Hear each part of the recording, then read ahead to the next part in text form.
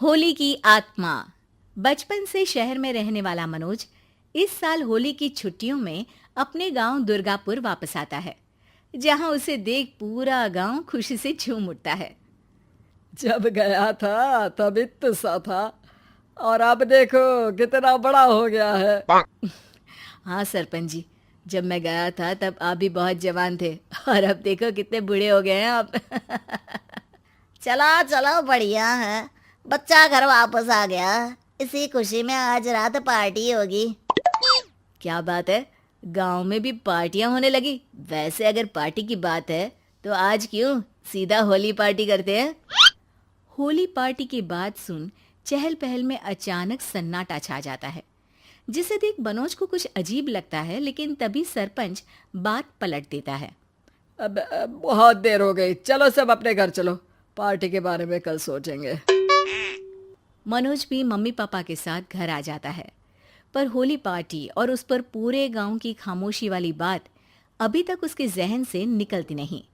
पापा, होली पार्टी की बात पर सब चुप क्यों हो गए थे?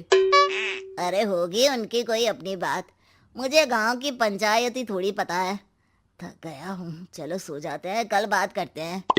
पापा की बात मानते हुए मनोज भी सोने चला जाता है। आज तो छुपा लिया, लेकिन हफ्ते बाद जब होली का दिन आएगा तब इसे कैसे रोकोगे?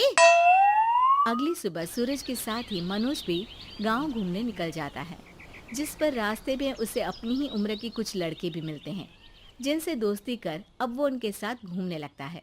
इसी तरह कुछ दिन बीत जाते हैं और होली नजदीक आने लगती है। दोस्तों, होली में 4 दिन ही बचे हैं, पर गांव में उसकी कोई तैयारियां क्यों नहीं दिख रही? क्योंकि यहाँ होली नहीं मनाई जाती। अरे पर ऐसा क्यों? वो राजा भूषण। अरे तुम 4 दिन के लिए आए हो, क्या इतना सोच रहे हो? चलो कुछ खाने चलते हैं। इसी के साथ एक बार फिर होली की बात को टलते हुए देख मनोज को शक होने लगता है। वो घर पहुंचते ही इंटरनेट पर अपने गांव और राजा भूषण के बारे में जानकारी निकालने लगता है। क्या? मुझे आज तक ये नहीं पता था। ऐसा कैसे? किसी ने मुझे कुछ बताया क्यों नहीं?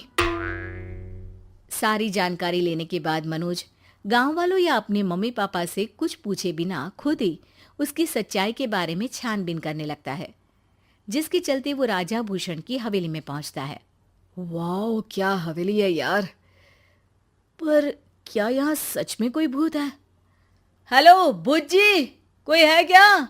हम इस साल गांव में होली सेलिब्रेट कर रहे हैं, क्या आप उस पर थोड़ा इंटरव्यू देंगे? मनोज के ऐसा बोलते ही गांव में तूफान उठ जाता है और हवेली में रखी सारी चीजें हिलने लगती है। एक अदृश्य शक्ति मनोज को धक्का देकर हवेली से बाहर निकाल दरवाजा बंद कर लेती है। ये सब देख मनोज हैरान रह जाता है। क्या अभी मुझे हवा ने धक्का देकर बाहर निकाल दिया? मेरे होते हुए इस गांव में कभी होली नहीं मन सकती, इसलिए दोबारा ऐसी कोशिश भी मत करना, अंजाम बुरा होगा।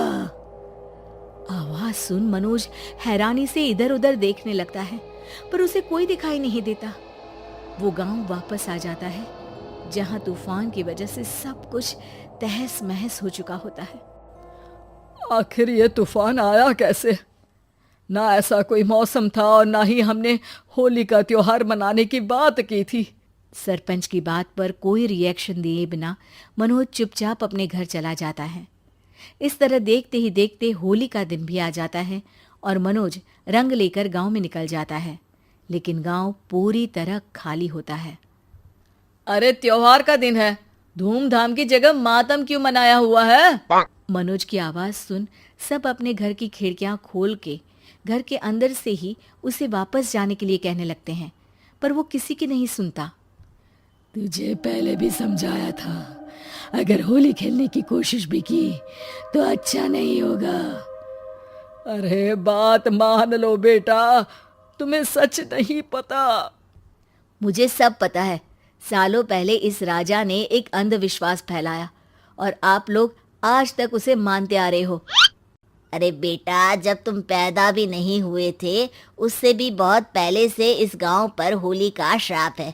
अगर गांव में होली का त्योहार मनाया जाता है तो प्रलय आना पक्की बात होती है।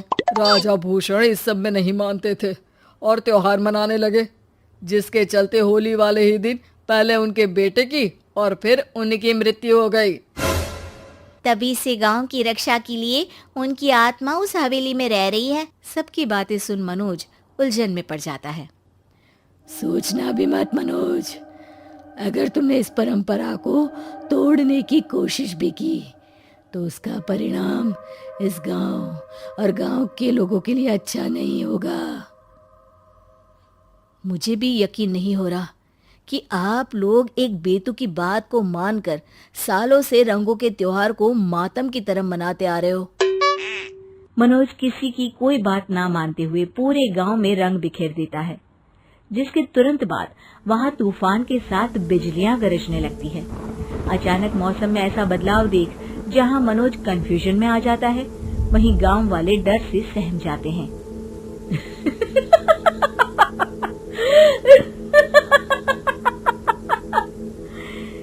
इस लड़के ने हमारे जैसे सिर्फ अपने स्वार्थ के लिए नहीं बल्कि पूरे गांव की खुशियों के लिए यहाँ होली मनाई है, जिस वजह से अब इस गांव पर होली का श्राप टूटता है।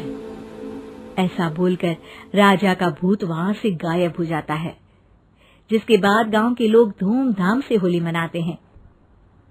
खुशियों के रंग गांव में बिखरे ही होते हैं कि अगली सुबह अचानक मनोज कहीं गायब हो जाता है और एक बार फिर गांव में होली का नया राज शुरू हो जाता है।